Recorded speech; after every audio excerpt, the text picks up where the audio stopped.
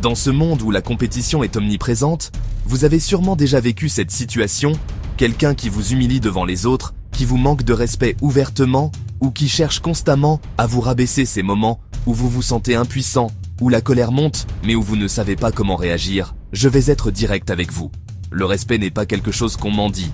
Le respect, ça se cultive, ça se gagne, et surtout, ça se mérite. Et aujourd'hui, je vais vous révéler SEP, techniques psychologiques puissantes, qui vont complètement changer la donne dans vos interactions. Vous savez, pourquoi la plupart des gens continuent de subir le manque de respect? Parce qu'ils ne comprennent pas la véritable dynamique qui se joue. Ils pensent que c'est personnel, que c'est de la haine, mais la réalité c'est bien différente. C'est souvent le fruit d'un opportunisme calculé, d'une stratégie de domination sociale. Dans cette vidéo, je vais déconstruire ces mécanismes et vous donner les outils pour reprendre le contrôle. Vous allez apprendre à identifier ces comportements toxiques et à les neutraliser efficacement sans jamais avoir à entrer dans le conflit direct. Ce que je vais vous transmettre va au-delà de simples conseils. C'est un véritable système qui va transformer la façon dont les autres vous perçoivent et interagissent avec vous. Vous n'aurez plus à subir ces situations humiliantes qui vous rongent de l'intérieur. Le plus important, c'est de comprendre que le respect n'est pas négociable. Si vous permettez aux autres de vous manquer de respect, une fois, ils continueront. Préparez-vous à découvrir des stratégies qui vont non seulement vous permettre de gérer ces situations difficiles, mais qui vont littéralement transformer votre présence sociale. Installez-vous confortablement. Prenez des notes si nécessaire, car ce que vous allez apprendre aujourd'hui pourrait bien être le tournant dont vous avez besoin. Commençons par le premier conseil. Gardez votre calme et votre posture. Voici la chose la plus puissante que vous devez absolument maîtriser, votre self-crawl, quand quelqu'un tente de vous humilier. Votre première réaction instinctive sera de riposter ou de vous effondrer. C'est exactement ce qu'il veut. Ne lui donnez pas cette satisfaction. Au contraire, redressez-vous. Tenez-vous droit. Regardez-le dans les yeux, avec un visage neutre. Pas de sourire forcé, pas de grimace de colère. Juste une expression calme et assurée. Prenez une respiration profonde et silencieuse à cet instant précis. Vous êtes testé. Ce n'est pas l'humiliation qui compte, c'est votre réaction. Les vrais leaders, les personnes qui commentent naturellement le respect, se distinguent exactement dans ces moments-là. Ils ne s'abaissent pas à réagir impulsivement. Votre silence devient alors une arme redoutable. Il déstabilise totalement votre adversaire qui s'attendait vous voir perdre vos moyens. Au lieu de cela, vous démontrez une force mentale supérieure. Cette maîtrise de soi n'est pas innée. Elle se cultive, mais une fois que vous la maîtrisez, vous devenez intouchable. Les provocations glissent sur vous. C'est ce type de force tranquille qui impose naturellement le respect. Pas besoin de crier, de menacer ou de s'agiter. Votre présence calme et assurée suffit à établir votre autorité. Numéro 2. Créer une première impression positive. Les gens jugent tout à la première impression. Écoutez attentivement. La première impression est cruciale et je vais vous dire exactement comment la maîtriser. Quand quelqu'un vient vous saluer, ne restez jamais assis. Cette erreur basique vous met immédiatement en position de faiblesse. La personne vous domine. Physiquement, vous regarde de haut et inconscient. Vous projetez une image de soumission. Levez-vous toujours sans exception. C'est un geste qui démontre immédiatement votre respect pour l'autre personne et qui affirme votre propre valeur. Maintenant, le contact visuel. Ne faites pas l'erreur amateur de fixer vos mains pendant la poignée de main. Vos yeux doivent être ancrés dans ceux de votre interlocuteur. C'est non négociable. La formule est simple. Vous vous levez. Vous établissez un contact visuel direct. Vous maintenez ce contact pendant toute la salutation. Votre poignée de main est ferme et assurée. Ces détails peuvent sembler minimes, mais ils sont fondamentaux dans l'établissement de votre statut social. Les gens ne réalisent pas consciemment ces signaux, mais leur cerveau les enregistre. Alors, maîtrisez ces bases. Faites-en une habitude. C'est votre première ligne de défense contre le manque de respect. Une première impression forte est votre meilleure arme. Numéro 3. Analysez rapidement la situation. Voici la clé d'une réponse stratégique, l'analyse instantanée. Quand quelqu'un vous attaque, ne réagissez pas immédiatement. Prenez ces quelques secondes cruciales pour scanner la situation. Regardez qui est présent dans la pièce. Identifiez rapidement qui pourrait être votre allié et qui pourrait amplifier l'attaque. Observez leurs réactions, leur position, leur regard. Cette lecture rapide de la salle est vitale. Ensuite, décryptez l'intention de votre agresseur. Pourquoi maintenant? Pourquoi? Devant ces personnes. Précisément, est-ce de la jalousie? Une tentative de vous déstabiliser avant une décision importante? Ce n'est pas de la passivité, c'est de l'intelligence tactique. Ces quelques secondes d'analyse vous donnent un avantage stratégique majeur. C'est exactement ce qui différencie un leader d'un amateur.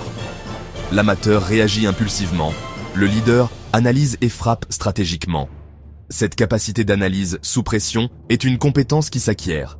Plus vous la pratiquez, plus elle devient naturelle.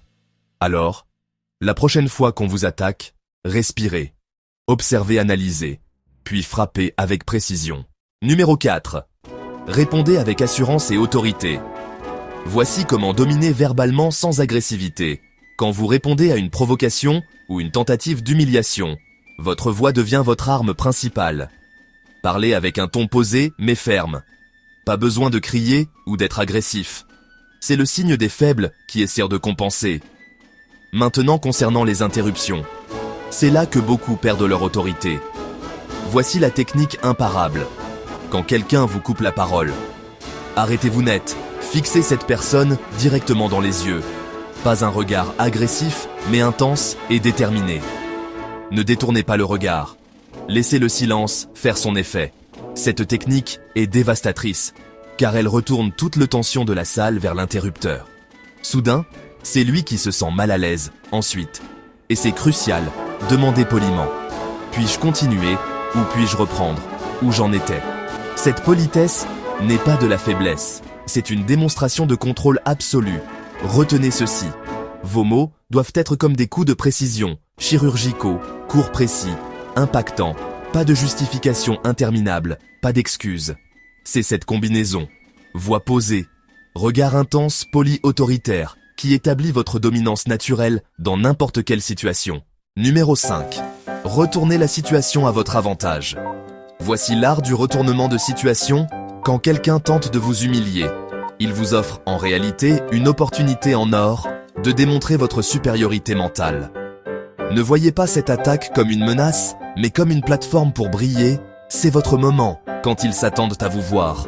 Vous effondrez, vous allez les surprendre par votre maîtrise. Si la situation s'y prête, utilisez un humour subtil et intelligent. Pas des blagues de bas étage, mais des remarques spirituelles qui exposent l'absurdité de leur attaque, ou alors déconstruisez calmement leur logique bancale. C'est exactement comme au judo. Vous utilisez la force de l'adversaire contre lui. Plus son attaque est agressive, plus votre contrôle calme devient impressionnant. Chaque tentative de vous déstabiliser devient une démonstration de votre force mentale. Cette capacité à transformer une attaque en victoire, c'est ce qui distingue les vrais leaders. Pendant que les autres réagissent, vous orchestrez pendant qu'ils attaquent. Vous dirigez, maîtrisez cet art du retournement et vous transformerez chaque attaque en une occasion de renforcer votre position. C'est ainsi que vous gagnez non seulement la bataille, mais aussi le respect durable. Numéro 6. Établissez des limites claires. Écoutez bien après avoir géré l'attaque initiale. Vous devez absolument établir vos limites. C'est non négociable. Vous devez faire comprendre sans ambiguïté que ce genre de comportement est inacceptable. Pas en criant, pas en menaçant, mais avec une fermeté inébranlable. Regardez la personne droit dans les yeux et établissez clair les règles du jeu. Je ne parle pas de faire des menaces vides ou des ultimatums dramatiques. Je parle d'une déclaration claire et professionnelle qui dit ce type de comportement s'arrête ici maintenant. Si vous laissez passer, une fois vous ouvrez la porte à la récidive, les gens testent constamment vos limites. S'ils ne rencontrent pas de résistance ferme, ils continueront à pousser. Montrez que vous êtes ouvert au dialogue constructif, mais que le respect est non négociable. Cette position n'est pas de l'arrogance, c'est de l'autorespect. Et l'autorespect force le respect des autres. C'est exactement comme ça que vous établissez une autorité naturelle, pas par la force brute ou l'intimidation, mais par des limites claires et inébranlables. Les gens respectent ceux qui savent se faire respecter. Alors posez vos limites, maintenez-les sans excuse, sans hésitation. C'est votre territoire, défendez-le. 7e et dernier.